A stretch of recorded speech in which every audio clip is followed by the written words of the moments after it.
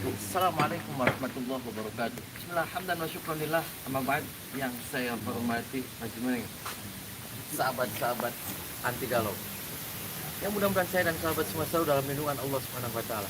Alhamdulillah pada kesempatan siang yang berbahagia, aduh berbahagia.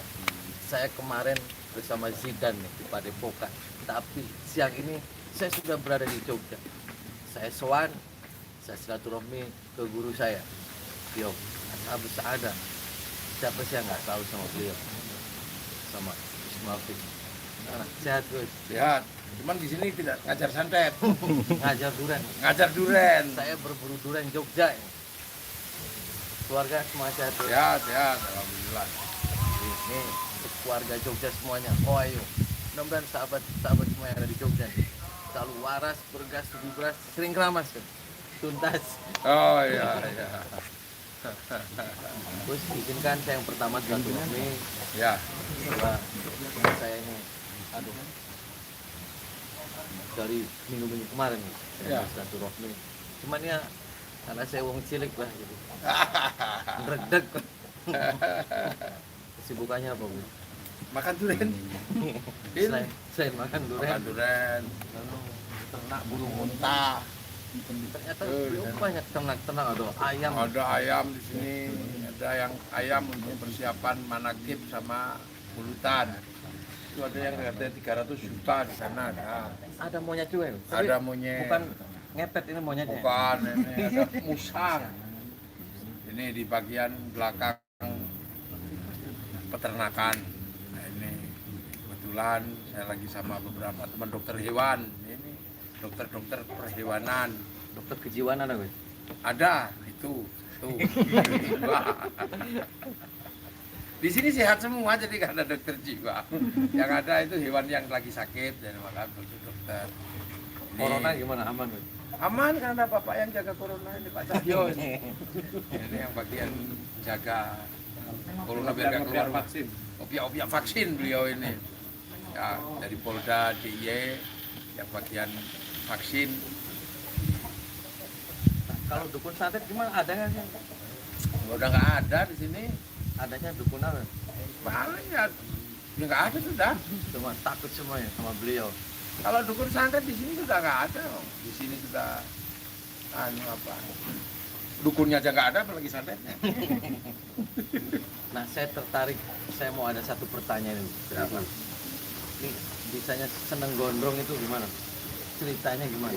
Ya bukannya seneng gondrong ya memang. Saya nggak tahu awalnya gimana, tahu-tahu rambut saya panjang dan nggak dipotong gitu. Nggak bisa dipotong atau gimana? Ya kalau katanya sih nggak bisa, tapi kan saya belum pernah nyoba. Jadi saya itu rambut panjang itu karena ada kenikmatan tersendiri. Jadi orang rambutnya panjang itu kan nggak harus merapikan pakaian, nggak harus memantaskan baju, memantaskan celana. Kalau rambutnya begini, pakai apa adanya ini. Jadi, nah kalau penjenengan kan rambutnya pendek maka harus jam tanganan, harus pakai apa ini baju yang ada Anak sering hujan nih. ya kita kan udah begini, begini aja duduk sambil tongkrong.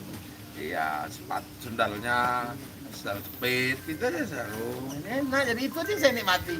Jadi kan kalau orang punya pendek kan matching, ini kayak polisi gitu. Rambutnya pendek ya sepatunya sama ininya warnanya. Model kayak begini ya suka-suka dia aja. Saya bonyol rokok-rokok itu kan sepatu yang rokok-rokok lagi itu. Suka-sukanya dia aja. Jadi orang rambut panjang itu enak akhirnya, kemudian tidak terbebani oleh sesuatu yang memang kadang menyulitkan, harus lepas baju ini. Jadi emang sudah dari muda ya? Iya, tapi dulu juga saya kalau waktu kecil kalau dipotong itu demam.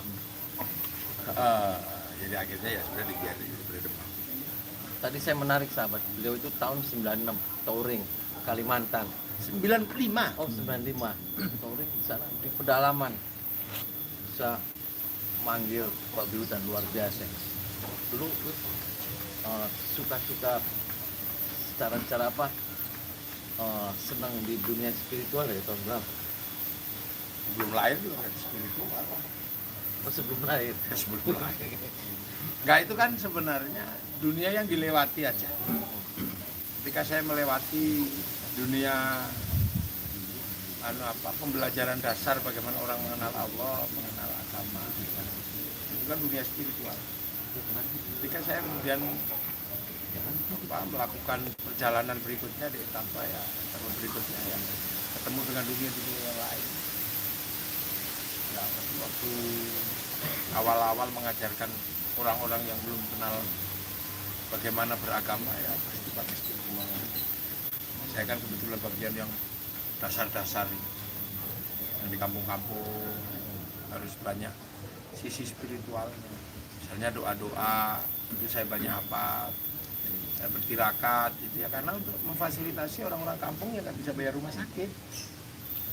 Jadi bukan karena itu memang dari cita-cita belajar kesaktian. Banyak orang di kampung rumah sakit jauh, nah sebelum masuk rumah sakit disuwuk dulu. Sama di pesantren miskin ingin makan gulai nggak bisa ya bikin doa yang akhirnya kemudian kita masak rasanya gulai, ingin rokok samsu mahal akhirnya kertas kita doain rasa samsu. Jadi problem-problem awalnya sebenarnya problem survival bukan karena ini. Sama lah kemudian ketika punya istri rajin tahajud, rajin zikir, kadang juga bukan karena problem kehusuan. Karena kiai lagi dimarahi sama istri, ya kan? Ya, dimarahi sama istri mau pulang ke kamar dia masih marah, mau ke gaple nggak pantas, mau mabuk juga nggak mungkin, mau ke gerdu-gerdu juga nggak mungkin. Akhirnya ya bisa gitu kan. Jadi kadang dilihat sebagai sebuah kekhusyuan, padahal kadang juga itu kondisional, terkondisi seperti itu. Ya kalau Kang Ujang juga sama kayaknya, juga dulu problemnya begitu kan. Lupa malah. Iya biasanya kan udah punya istri kan beransor berpergerakan pulang nggak bawa uang dimarahi sama itu mau gini nggak akhirnya wiritan jadi sakti. Jadi kesaktian bukan karena karena memang terstruktur ketidaksengajaan aja kondisional kan ya sama tuh punya wiritan baca hizib gitu. Bukan karena terus memang dari cita-cita ya ini sih begitu. Katakan ini untuk membalik fenomena di masyarakat itu seperti ini Gus, kan orang lebih takut sama yang namanya setan belek kalau menurut saya. Tapi sama Allah itu nggak takut. Orang tinggal sholat aja nggak takut, tapi ada suara kucing di para aja santet lebih takut. Itu gimana menghadapi seperti itu? Ya nggak ada masalah. Masih ngasih solusi. Ya udah biarin aja. Kenapa? Ya kalau orang semuanya takut sama Allah, nggak takut dukun santet, tahu aja nggak laku dong. Anak mana yang baik? Nah iya kan? Udah biar aja orang lebih takut sama santet. Kang Ujang masih eksis. Kalau nanti orang sudah nggak takut sama dukun santet, gitu kenapa? Langsung pada Allah. Ya berhenti kan? Biarin aja begitu. Lu kan iya toh? Udah biarin aja nggak apa-apa. Nah, makanya bahasa Allah, bahasa takut kepada Allah itu pakai bahasa takwa.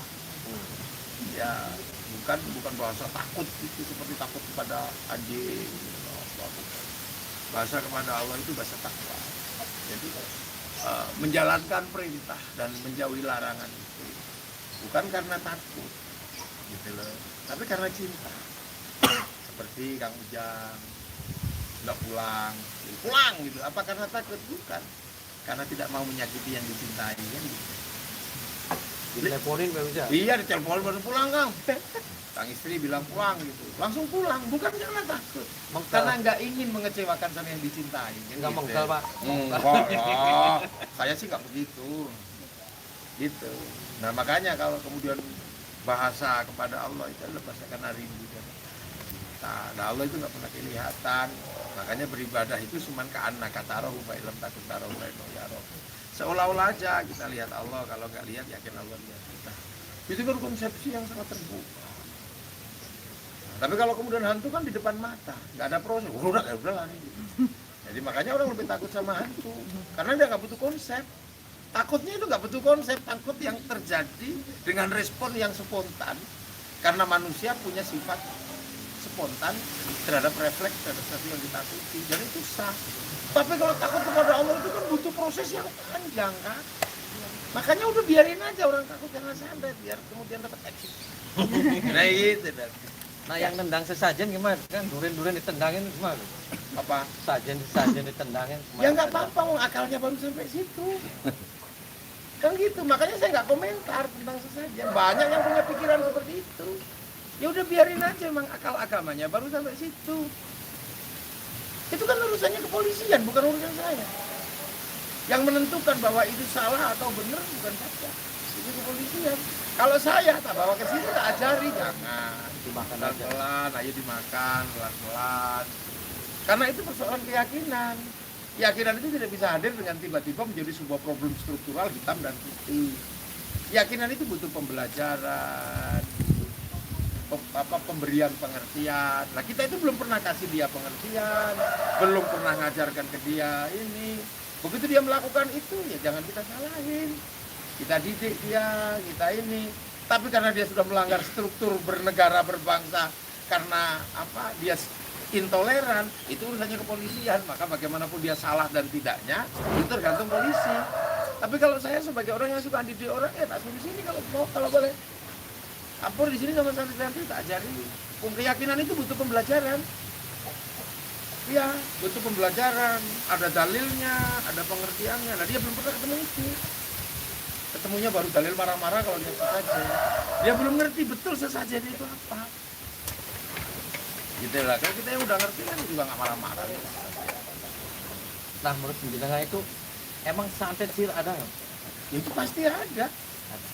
Ada santet, sihir itu kan pasti ada. Loh, ini ada Gus Hayat ini ini Gus Hayat dari Purbalingga ini yang Ujang Bustomi. Belum? Yang Ujang Bustomi yang kena kok sihir. Ngomong. Nah ini kebetulan kita juga lagi ada tamu agung dari Banjarnegara, Gus Hayat ini yang Ujang. Nah ini bagian persantetan kalau karena di Jawa Tengah bagiannya Gus Hayat. Hadis. Iya, Betul nggak? butuh wani. Sama-sama gondrong. Ya, Jadi ini beliau ada tamu. Ini gondrong hebat, ini gondes, Gondrong tahu. gondrong desa. Jadi sihir konten gitu. sihir itu ada. Jadi sihir itu kan kelebihan yang menyerupai karomah, menyerupai maunah, bahkan menyerupai mukjizat. Jadi itu yang kemudian dibahasakan dalam bahasa istidraj.